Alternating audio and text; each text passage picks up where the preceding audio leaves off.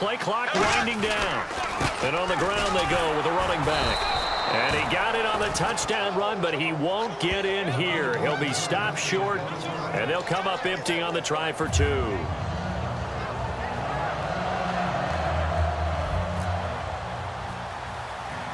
Now Janikowski following the score. He'll boot this one away. This is taken near the 13. And they're going to start this drive in pretty good shape as they get it up past the 30. Carolina getting set to take the field. And following the interception, just any interception, are you a little bit more cautious when you start that next drive, or no, you just throw that out the window? I think you are. I don't think that there's any way you can run back out there and go, totally didn't affect me. They've got his man complete. A very nice pickup of 33 yards. And at this stage, down in the second half, looks like they just wanted to find a way to get it in the hands of their playmaker, and they did. I think you're exactly right. I don't think the coordinator's looking at his play sheet and trying to figure out which play will work well. He's trying to figure out. And now the Jags defense deciding to call a timeout. It's just their first, so 2 remaining as they burn one here in this third quarter.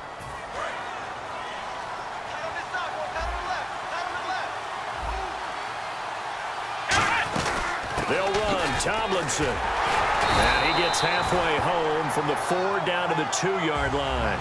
Every team we ever talk to that continues to run the ball in a game, even when they haven't had much success, all talks about it. And he takes it into the end zone for a Panthers touchdown.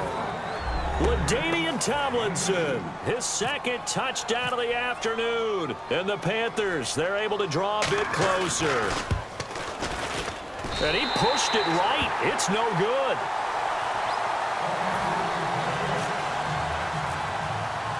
Following the touchdown, Dustin Hopkins will kick it away. This is fielded at the goal line. And he'll take it a yard or so past the 20, call it the 21-yard line. And now out come the Jags. And they were able to punch it in the end zone last time. They'll be looking to do that again here for the defense. Obviously, they'll be looking to stop them from punching it back in the end zone. It always is punch-counter-punch, isn't it? And which team has the advantage? Let's just go back. Last time on offense, they rolled down. Blitz coming, and down he goes. A well-designed corner blitz that gets him for a loss of 8 yards. And they're going to speed things up here. Here we go. Black 58, rail. Black 58, rail. Ace. Now whistles come in. We're going to get a timeout here by the offense. And that's going to leave them with just 1 timeout remaining still in the third quarter. We'll see if that comes back to haunt them. We'll be back.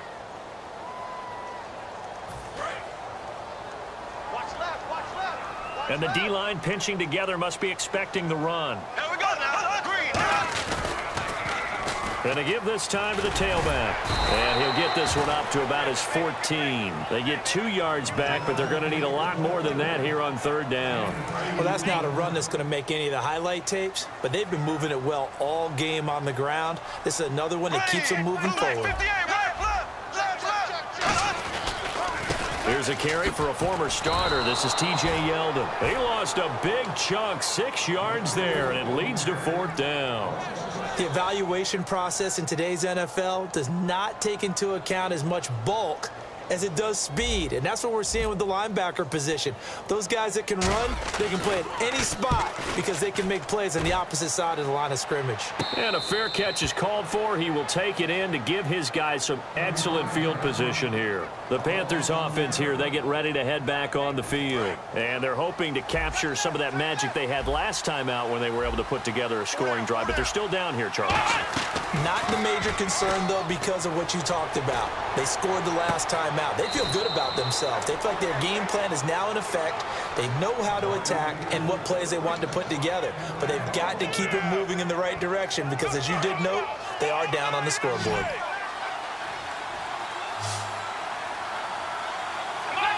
They'll send Brown in motion right. He'll drop to throw. And he's got his man in stride, complete. And he was able to shed the tackle, but the reserves come in for the stop. Give him 3 on the play, and it's a 2nd down. Trying to get 1 more in here before the quarter breaks.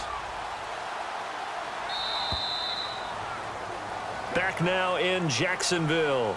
It's the Panthers in possession of the football, but facing a deficit here as we get to the fourth and final quarter of play. So the offense now dealing with a 2nd and 7. Antonio Brown in motion left. Looking to throw. It's complete to Brown, right side. It's a pickup of 16 there, and it'll lead to a new set of downs. And quickly, they get to the line. They'll send a receiver in motion to the left. They're going to look to throw. Antonio Brown, the intended receiver. And that'll bring up 2nd down. Well, we're not playing 3 yards in the cloud of dust football anymore. I kind of get why those old school coaches sometimes didn't want to throw the football. Because if it's popped up in the air, it almost turns into slow motion, and both sides trying to get to the football, and you're holding your breath wondering whether it's going to go good or bad for your team. Only a yard of the pickup there, and it'll bring up a 3rd down. And now they're in the hurry-up. He'll look to throw. This will be caught at about the 5. And brought down, but not before he was able to break the tackle, and the extra effort moves the sticks.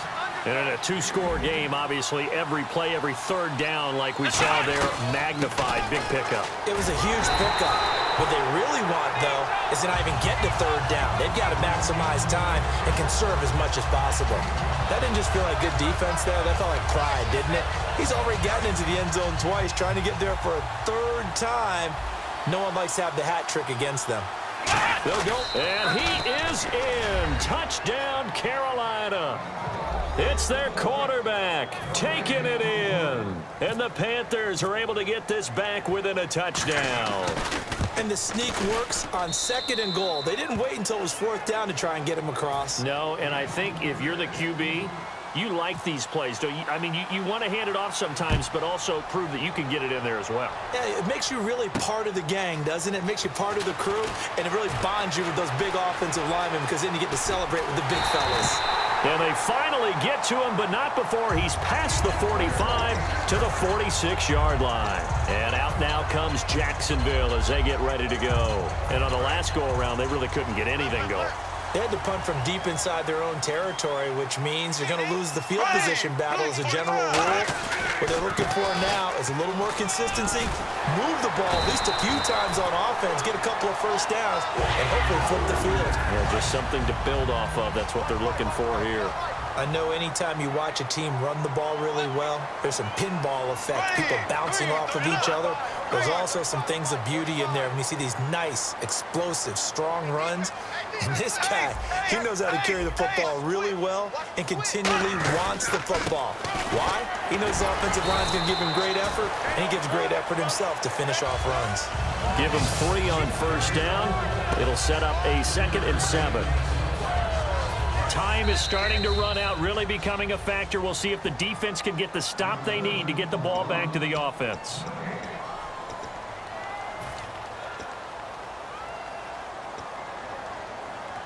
Here we go with 2nd and 7. Shift together here from the D-line. Hey, watch the ball, Bortles to throw on 2nd down. And he can't get a throw off. He's taken down. What a huge play at this point in the game. And now we get a timeout called on the defensive side of the ball by the Panthers. It's just their first. They've got 2 more to use here in the final stages. Now Bortles. And this one complete to Will Fuller. And he takes this one down all the way near the 30. Well, they have the yards anyway, so they're going to decline the penalty. That crossing route is so effective when you hit it just right because you get a guy on the move, and then we see the end result there. Nightmare for the defense. They got a guy with a full head of steam. Not only does he catch it, but he picks up additional yardage after it. So after that big gain, let's see what else the offense has up its sleeve. Z. You got tight. You got tight right there. Black 58, rail. Black 58, rail. So. And he'll give it here to his running back. And for one of the few times here today, this run's not going to go anywhere. The Panthers are going to take another timeout. That'll be their 2nd, so one more chance to stop the clock here, and we'll be back. Looking to jam the receivers at the line here. Press coverage look defensively. And they'll run it here. And an alley to run. Touchdown, Jaguars. And that rushing touchdown is just one shy of the NFL record in a single game. And we all know he would love to get to that record and even beyond it, but he doesn't need to in order to impress in this one, does he?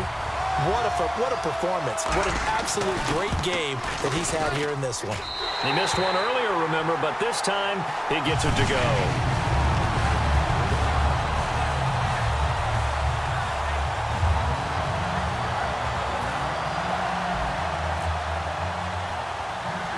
Now Janikowski following the score. He'll boot this one away. It's a short kick taken near the 18. And they're going to start this drive in pretty good shape as they get it up past the 30. Carolina getting set to take the field. They might be thinking this is close to a lost cause here. Got to play it out. What do they need to do? Well, they have a thought process in mind already, but they can't get ahead of themselves. They know that they need to score quickly. Yep, two-score game. Onside kick and get the ball back and then score again. But they can't worry about the last 2 points. The only thing that matters is scoring quickly, then they'll take it from there. And when all else fails as a defender, when you're not there in the coverage, your best friend is exactly what we saw there. A big play shot taken by the offense. Unfortunately, it ended in a big drop. Now he'll look to throw here on 2nd and 10. It's caught inside the 25. A big play there for Carolina. 48 yards. Well, we haven't been shortchanged on offense. Another fun play to watch there on the deep pass. This game has the feel of, a Turkey Bowl, a Thanksgiving Day. You know, when we get together this year, when the Davises and the Gaudens get together, that's what our playbook's going to look like they're drawing them up in the dirt, and so far it's working for both of them. Looking to speed things up here, going with some tempo.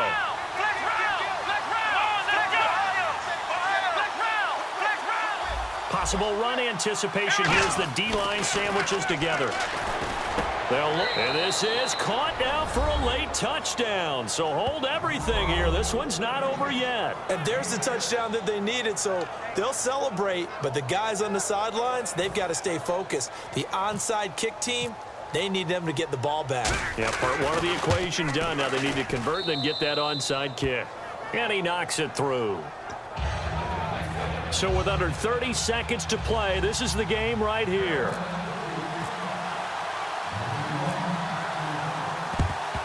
And this is going to be recovered by the Jaguars.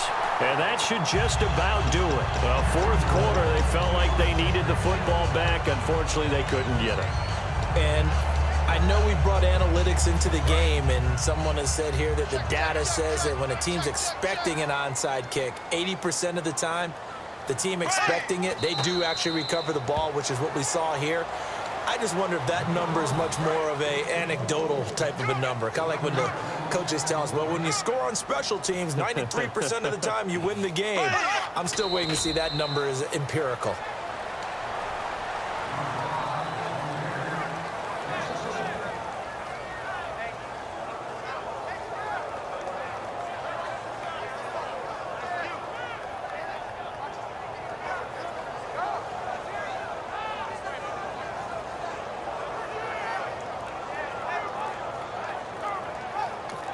Now with the play clock about to expire, we get a whistle and a timeout. It'll be their third and final timeout, so as they talk things over, we'll step aside.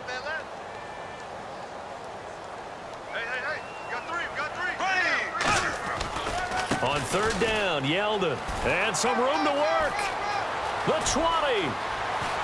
And he takes it in for the score on the game's final play, so it doesn't affect the outcome, but a little whipped cream on top to their ending. Or as our friends in Bayou Country would say, that's a little lagniappe, a little extra on top. It's up and through, and the final score may be a little misleading here as this is going to wind up a 9-point victory. So we had action to the very end of this one, the score on the final play that they didn't need to have. They didn't just run out the clock, though. They added to their final total. Played it all the way to the end, and you know some coaches preach that and tell their teams that's what I want all the time, and they feel like if they don't do it themselves, they're not living up to the message that they're sending out.